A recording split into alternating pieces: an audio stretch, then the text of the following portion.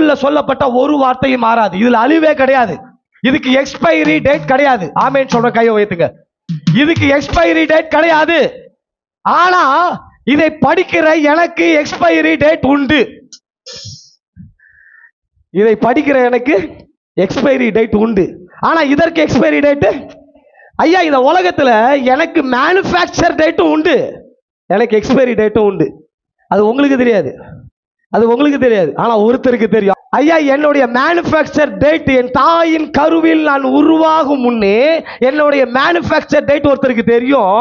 அப்பவே அவர் எழுதி வச்சிட்டாரு என்னுடைய எக்ஸ்பைரி டேட். ஒரு கடை ஐயா, நான் சொல்றேன், இந்த எக்ஸ்பைரி டேட்டுக்கு முன்பாக அந்த பொருள் பயன்பட வேண்டும்.